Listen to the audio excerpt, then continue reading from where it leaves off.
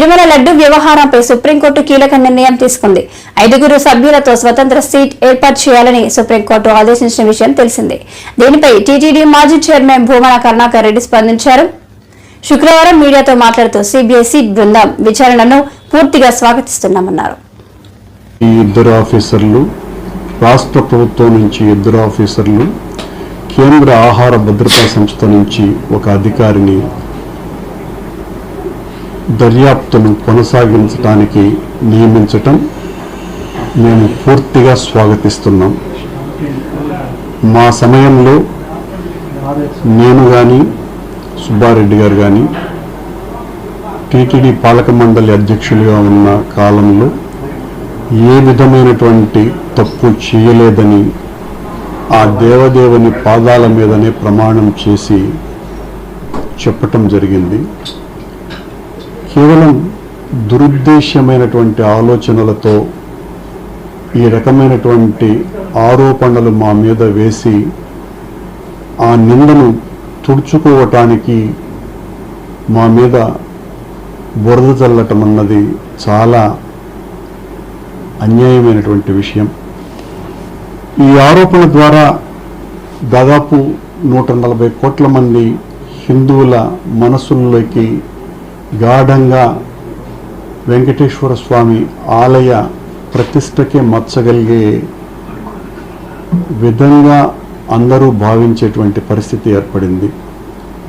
దీని మీద మా వాళ్ళు సర్వోన్నత న్యాయస్థానానికి వెళ్ళటము, సర్వోన్నత న్యాయస్థానం దీని మీద చాలా స్పష్టమైనటువంటి ఆదేశాలు ఇవ్వటము జరిగింది. రాష్ట్ర ప్రభుత్వం నియమించినటువంటి సిట్ ఏ విధంగానూ కూడా న్యాయం చెయ్యదు అని మా భావన, అదే మా వాదన. ముఖ్యమంత్రిగా చంద్రబాబు నాయుడు గారు ఆయనే ఒక తీర్పును ఇచ్చి నెయ్యిలో పశువుల కొవ్వు కలిపారు అని తీర్పు ఇచ్చిన తరువాత ఆయన నియమించినటువంటి సిట్ ద్వారా ఏ రకంగానూ కూడా సరైనటువంటి దర్యాప్తు జరగకపోవటమే కాకుండా ఖచ్చితంగా నిర్దోషులను దోషులుగా నిలబెట్టే ప్రయత్నం కూడా జరగవచ్చును అన్నటువంటి భావన అందరిలోనూ కూడా కలిగింది. కానీ ఈరోజు సర్వోన్నత న్యాయస్థానం ఈ రకమైనటువంటి ఆదేశాలు ఇవ్వటం మూలంగా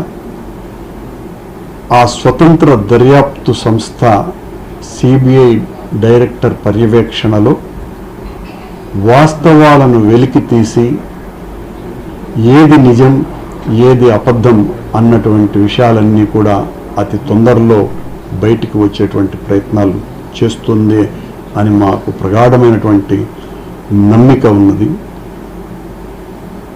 సాక్షాత్తు దేవదేవుడే, ఆ శిఖరవాసుడే, ఆ వేదమూర్తే, ఆ శక్తిమూర్తే సర్వోన్నత న్యాయస్థానం ద్వారా ఈ రకమైనటువంటి తీర్పు ఇచ్చి వాస్తవాలను వెలికి తీసేటువంటి ప్రయత్నం చేసింది అని మనస్ఫూర్తిగా భావిస్తున్నా. నిజాలు నిగ్గుదేలుతాయి, సత్యం గెలుస్తుంది, అసత్యం ఓడుతుంది. అబద్ధాన్ని నిజం చేయటానికి ఎంత తీవ్రంగా ప్రయత్నం చేసినా అది ఇతర విషయాలలో అబద్ధం నిజంగా మారవచ్చునే కానీ ఏడుకొండలవాడి ఆలయంలో ఇలాంటి ఆటలు సాగవని, ఆయన అలాంటి వాటిల్ని క్షమించడని, తన ఆలయ ప్రతిష్టకే మచ్చగలిగించే రీతిలో ప్రవర్తించేటువంటి వాళ్ళ మీద ఖచ్చితంగా చర్యలు తీసుకుంటాడు అన్నటువంటి నమ్మకం మాకున్నది. ఈ దర్యాప్తు సంస్థ ద్వారా పూర్తిగా నిజాలు బయటికి రావాలని కోరుకుంటున్నాం, వస్తాయని ఆశిస్తున్నాం. అంతా మంచి జరగాలని వేదమూర్తిని ప్రార్థిస్తున్నాం. అంటే సార్ అది ఏఆర్ డైరీ ఏదైతే మదురై ధర్మాసనంలో కూడా ఒక పిటిషన్ ఇస్తుంది. అంటే కేంద్ర ఆహార భద్రత శాఖ ఇచ్చినటువంటి నోటీసుల్లో తప్పులు ఉన్నాయి, మా దగ్గర ఎలాంటి తప్పు జరగలేదని చెప్పి ఒక డీటెయిల్ రిపోర్ట్ మున్సిపాలిటీ సబ్మిట్ చేసింది. సో కోర్టు కూడా స్పందించి చెన్నై కింగ్స్కి సంబంధించి ఒక రిపోర్ట్ ఒకలాగా ఉంటే, ఏదైతే గుజరాత్ నుంచి వచ్చినటువంటి రిపోర్ట్ అనేది ఒకలాగా ఉందంటే కూడా కోర్టు కూడా ప్రశ్నించినటువంటి పరిస్థితి. సో దాని మీద ఎలా చూస్తారు? అంటే నేను దాని మీద పెద్ద లోతుగా నేను అధ్యయనం చేయలేదు కాబట్టి నేను స్పందించలేను. కోర్టు ఏ రకంగా చెప్పింది ఏంటన్నది మీరు చెప్పేటటువంటి వాటిని బట్టి ఏది ఏమైనా కూడా ఇప్పుడు మేమేమి ఏఆర్ డైరీ తరఫున ఒకళ్ళు తప్పించుకోము, మేము మాకు సంబంధించినటువంటి అంశం కాదు అవన్నీ కూడా. మేము జరుగుతున్నటువంటి ఆరోపణలలో